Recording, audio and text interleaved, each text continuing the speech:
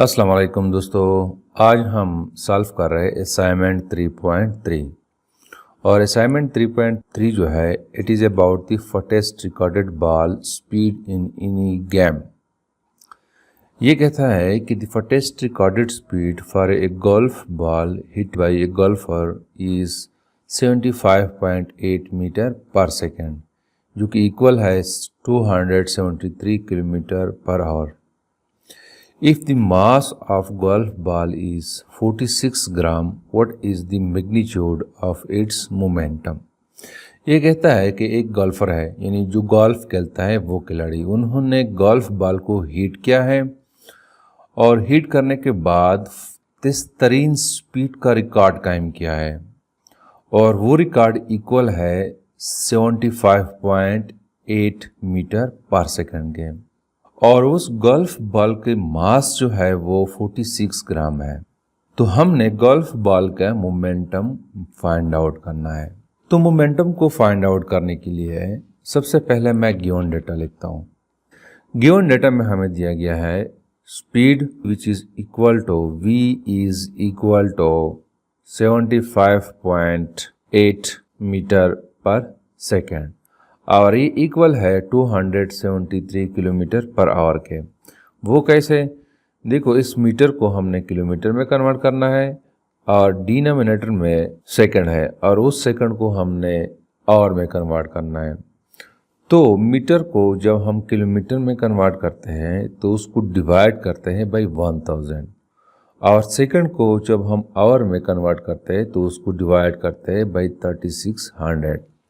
तो इसको मैं यूँ कन्वर्ट करता हूँ कि ये 75.8 मीटर पर सेकंड जो है इसको मैं डिवाइड करता हूँ बाई 1000 और नीचे सेकंड है, तो सेकंड को जो मैं आवर में कन्वर्ट करूँगा तो उसको मैं डिवाइड करूँगा बाई 3600।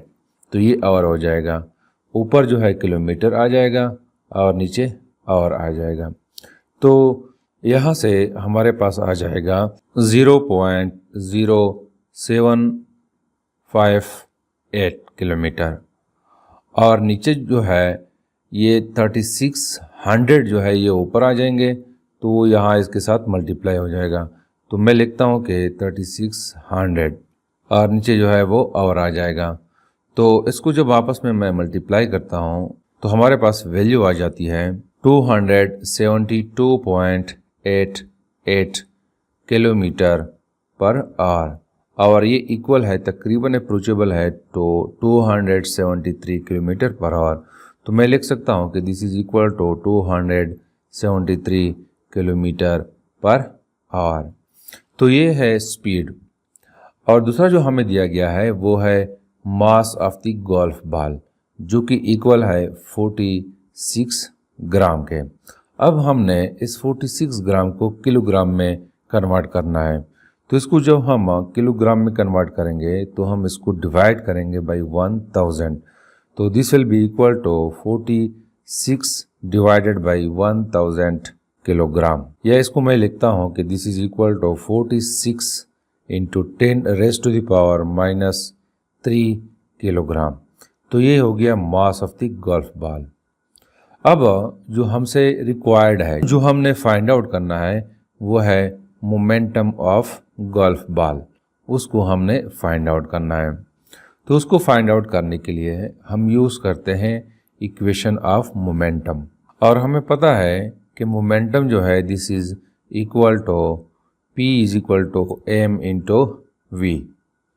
अब यहाँ पे हमारे पास मास जो है वो इक्वल है 46 into 10 raise to the power -3 kilogram और V की वैल्यू जो है this is equal to 75.8 metre per second.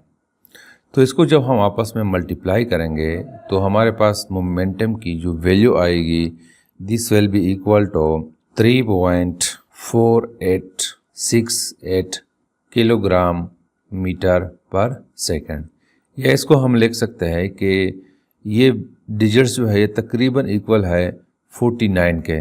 तो हम लिख सकते हैं कि मोमेंटम जो है this is equal to 3.49 kilogram metre per second, या हम लिख सकते हैं कि मोमेंटम जो है this is equal to 3.49 newton second.